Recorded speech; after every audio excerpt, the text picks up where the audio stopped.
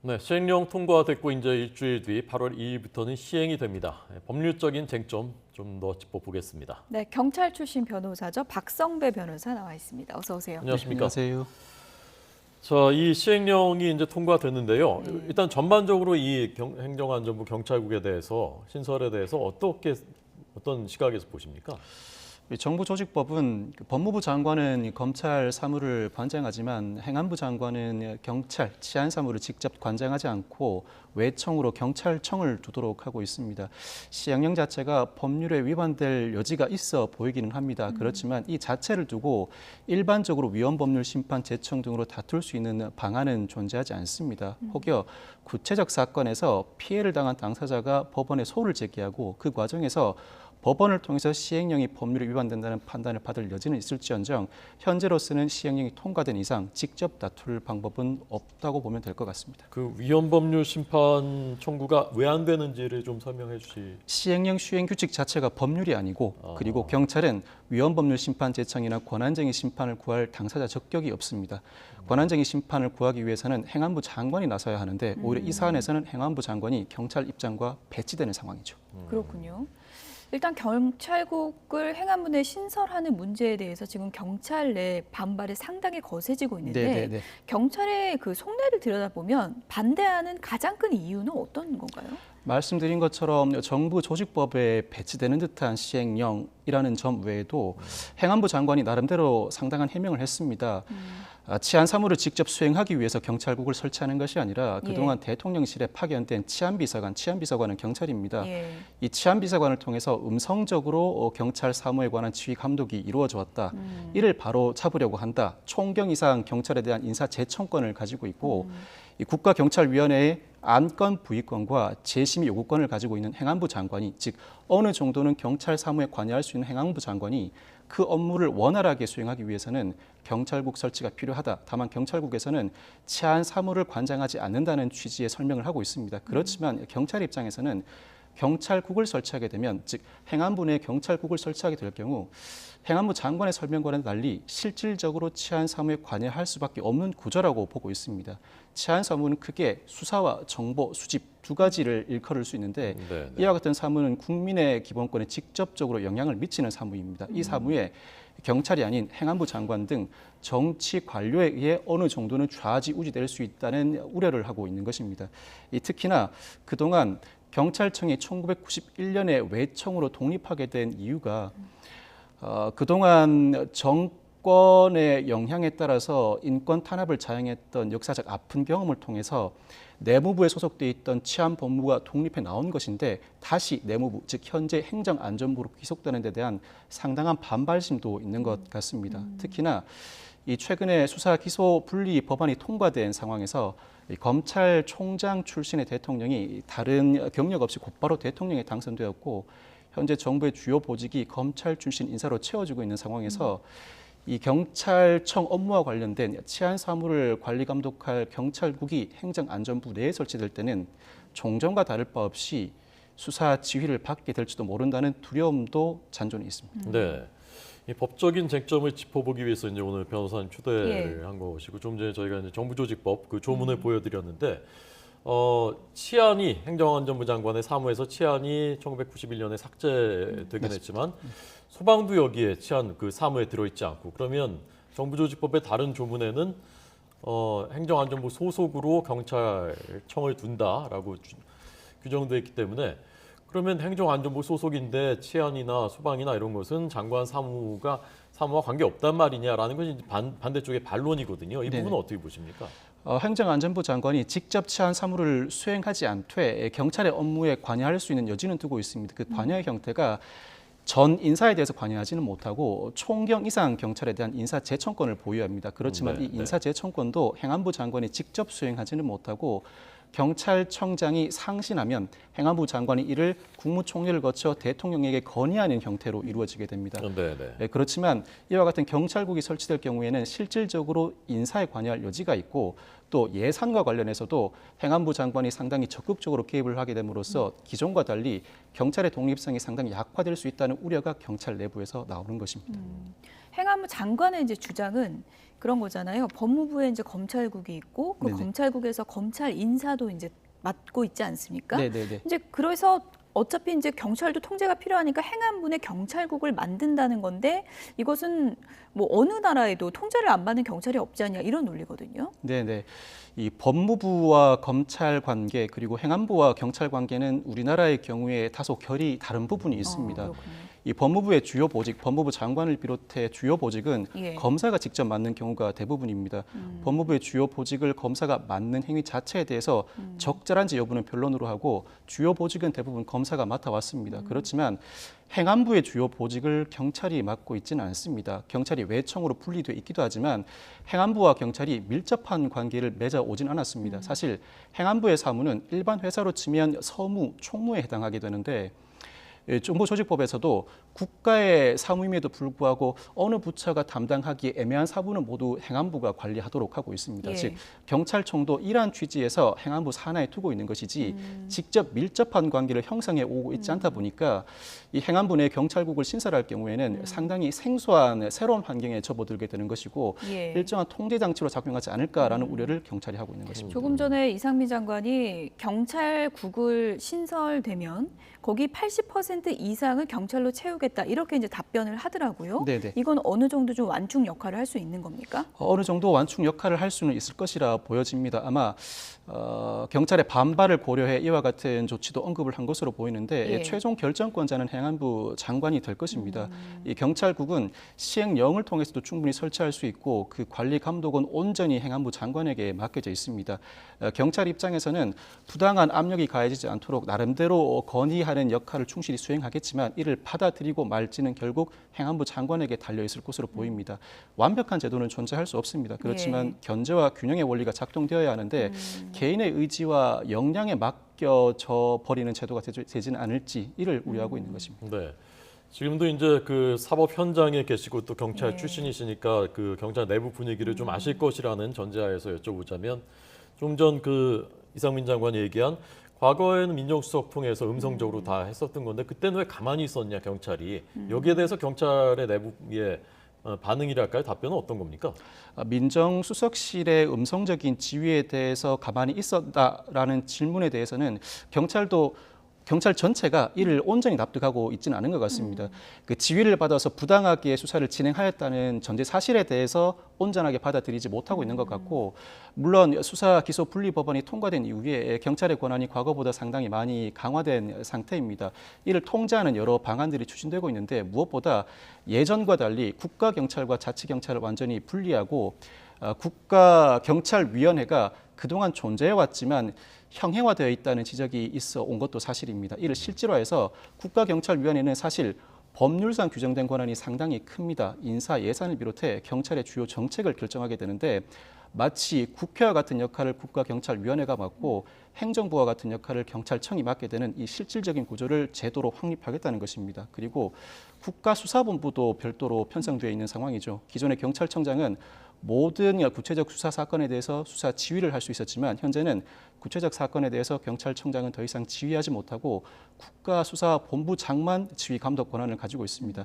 이 정도로 어느 정도는 그 경찰의 권한을 분리할 수 있는 방안들이 마련돼 있고 이 제도 시행이 1, 2년 정도에 불과한 상태에서 행안부의 또 다른 수사 지휘가 이루어진다면 이 부당한 압력으로 느껴질 수 있다는 것이 이 경찰의 입장으로 보여집니다. 예. 예를 들어서 지금 경찰국 뭐 신설을 반대하고는 있지만 여론 수렴 과정이라든지 그런 경찰의 그런 뭐 의견 수렴 과정이라든지 이런 과정이 좀 더 좀 체계적이고 장기화됐다면 반발이 좀 줄어들 수 있다고 보십니까? 제가 보기에는 그렇지 않을 것 같습니다. 그 자체가 문제가 아닙니까? 그 자체에 대해서 양측이 평행선을 계속 달렸을 가능성이 높습니다. 이는 특별한 기술적인 부분에 대해 그 접점을 찾아 나가는 과정이 아니라 가치 판단의 문제입니다. 행안부 장관은 행안부 장관이 법에 규정된 권한을 실질적으로 행사하기 위해서는 경찰국 설치가 필요하다는 가치 판단을 한 것이고 경찰은 과거와 다르게 외청으로 독립된 경찰을 행안부 내부로 다시 끌어들인다면 이는 경찰의 독립성을 침해한다는 가치 판단을 하고 있는 것입니다. 서로 다른 가치 판단을 하는 주체 사이에 이 논의가 이어진다고 해서 그 접점을 찾기는 상당히 어려웠을 것이라 보입니다. 네. 계속 언급되는 게 이제 경찰위원회지 않습니까? 조금 전에 말씀하셨는데 이거 이제 잘 모르시는 분들이 많으니까 사실 저도 정확히 모르거든요. 네, 네. 위원이 어떻게 구성되어 있는 건지 네. 언제 생긴 건지 쉽게 좀 설명 좀 해주십시오. 국가경찰위원회는 이미 오래전에 발생했습니다. 경찰이 외청으로 독립한 이후에 곧바로 설립되었는데 말씀드린 것처럼 우리나라의 국회와 행정부 간의 관계가 국가경찰위원회와 경찰청의 관계입니다. 주요 사안, 즉 인사, 예산을 비롯한 경찰의 주요 정책을 결정하면 이 정책으로 결정된 사안을 실행하는 주체가 경찰청이 되는 것입니다. 이 국가경찰위원회는 위원이 7명으로 구성되는데 네.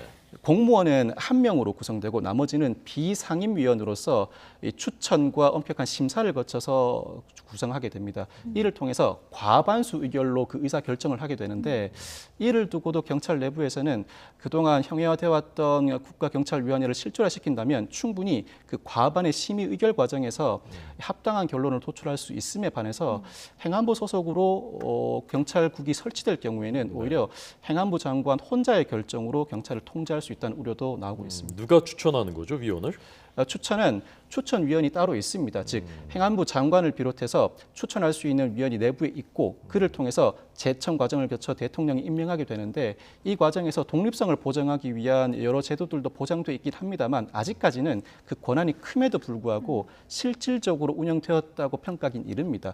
그렇다 보니까 행안부 장관도 자신이 나서서 직접 경찰 사무를 관리 감독할 수 있는 기구를 만들겠다는 입장을 공언하게 된 것입니다. 예. 경찰과 행안부가 말씀하신 것처럼 평행선을 가고 있는 상황이고 경찰의 반발은 지금 더 거세지고 있는 상황에서 일단 총경회의 관련해서는 대기 발령 조치가 내려진 거잖아요. 네네네. 그 대기 발령 조치는 어떻게 보십니까? 뭐 복무규정 위반이었다 이렇게 이제 얘기도 하는데 네네. 맞다고 보십니까? 행안부 장관이 그 쿠데타라는 표현을 사용했습니다만 선뜻 와닿지는 않습니다. 이 집단 행동이 문제라는 취지인데 집단 행동이 문제라는 논리라면 조직의 장이 관여하였을 때는 합법이고 조직의 장이 관여하지 않았을 때는 불법이라는 취지라 오히려 위험성만 따져보면 조직의 장이 관여한 경우가 더 위험성이 크지 않을까 싶은 생각이 듭니다. 구체적으로는 국가공무원법상 직무상 명령에 복종하지 않았다는 사유입니다. 즉 회의 과정에서 경찰청장 후보자가 직무상 명령으로 회의 중지를 지시하였음에도 불구하고 이를 이행하지 않았다는 취지인데 명령 불복종이 성립하기 위해서는 그 명령이 직무상 명령이어야 합니다. 그렇지만 이 부분은 논란이 있을 것 같습니다. 그 이유가 휴일에 근무지 이탈 신고를 하고 회의를 진행하였는데 휴일에 회의를 두고 직무라 볼 수 있는가? 직무와 무관한 명령이라면 직무상 명령으로 볼 수 없고 그렇다면 명령 불복종에 해당하지 않는가라는 의문도 가능합니다. 또 다른 한 가지는 집단행위 금지 조치 위반하였다는 취지입니다. 물론 공무원은 공무 외의 일을 위한 집단행위를 할 수 없고 이를 위반할 경우에는 경찰 공무원법에 따라 징역 2년 이하 등에 처해지게 됩니다. 행안부 장관이 이 법적 근거를 직접 언급한 것으로 보이는데 2020년 4월에 헌법재판소가 이 공무원의 집단행위 금지 조항에 대해서 합헌 결정을 내린 바가 있습니다. 합헌 결정을 내리면서 집단행위의 의미를 설시하였는데 모든 집단행위를 일컫는 것이 아니라 언론의 자유와 국가공무원법의 입법 취지에 비춰볼 때 공익에 반하는 목적을 위해서 직무 전념 의무를 해태하는 경우를 일컫는다라고 판시한 바가 있습니다. 공익에 반하는 목적을 위한 것인지도 다툼의 여지가 있을 뿐만 아니라 휴일에 회의를 한 것 자체를 직무 전념 의무를 해태한 것으로 볼 수 있는지도 앞으로 법적 쟁점으로 계속해서 논란이 이어질 것 같습니다. 네. 일각에서는 또 회의를 할 때 정복을 입고 있었던 점을 또 해석의 여지가 있을 수 있다 이런 얘기도 하더라고요. 정복을 입고 있었다는 것 자체가 업무 수행인지 여부도 다툼의 여지가 있을 수 있습니다. 그 회의 장소에서는 정복을 입은 경찰뿐만 아니라 사복을 입은 경찰들도 상당수가 있었는데 정복을 입은 경찰이 참석했다면 이 회의를 통해서 자신이 발산하고 싶은 메시지를 직접 말이 아닌 보여지는 모습을 통해 국민에게 어필하고 싶었던 것 같습니다. 이를 두고 아마 복무규정 위반 내지는 집단행위 금지 위반에 해당하는지는 법적 논란이 불거질 가능성이 상당히 많아 보입니다. 그 장소가 이제 경찰 연수원이고 휴일이고 휴가였다고 하지만 그리고 이제 직무와 관련된 반대 의사를 표현하기 위해서 집단적으로 하기 위해서 했기 때문에 이제 직무다 그렇게 해석하는 시각도 있거든요. 그렇습니다. 예, 일과 관련돼서 그 의사를 표시하였기 때문에 이는 직무와 관련된 회의이고 그렇다면 명령에 복종하여야 한다는 취지로 보이는 것 같습니다. 단언하지는 못할 것 같습니다. 이를 두고 복무규정 위반이 아니다, 맞다라고 단언할 수는 없을 것 같은데 사실 공무원 직장 협의회가 존재하고 있기도 합니다. 더군다나 앞으로 10월부터는 이 공무원 직장 협의회법 개정에 따라서 연합회 설립도 가능합니다. 현재는 경찰서 단위로 직장 협의회가 구성되어 있는데 오는 10월부터는 경찰청 단위, 즉 각 서가 연합한 경찰청 단위의 직장 협의회 구성이 가능하게 됩니다. 이 직장 협의회는 근무 환경 개선이나 업무 능력 향상을 위한 사항뿐만 아니라 기관장을 상대로 기관의 발전에 관한 사항도 협의하도록 허용해 두고 있습니다. 그렇다면 공무원의 모든 집단 행동이 금지되는 것이 아니라 어느 정도는 이 국가 기관의 공무 수행 그리고 그 기관의 발전과 관련된 사항을 논의할 수 있는 여지를 법률이 허용해 두고 있기도 합니다. 이와 같은 입법 취지도 두루두루 고려해 이 사안을 판단해야 하지 않을까 싶습니다. 네, 경찰의 직분을 따져봤을 때 상당히 좀 무거운 지금 상황이고 그렇습니다. 예. 집단 회의나 집단 행동 자체가 국민이 보기에도 상당히 큰 의미가 있기 때문에 신중해야 되는 거는 분명한 것 그렇습니다. 같은데 네. 지금 앞으로 이런 집단 행동이 더 파장이 커질 가능성이 높은 거죠.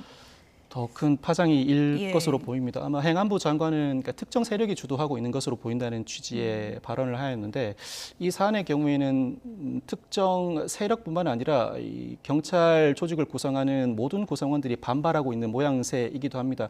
회의 진행 단계에서는 이 정도 반발이 없었는데 오히려 그 이후에 회의를 주동한 류사명 총경에 대한 대기 발령이 이루어지면서 반발이 더 심해지는 상황으로 보입니다. 경찰 내부에는 경찰뿐만 아니라 일반 사무직 공무원도 존재합니다. 일반 사무직 공무원도 반발하고 있고 전직 경찰도 반발하고 있는 모양새입니다.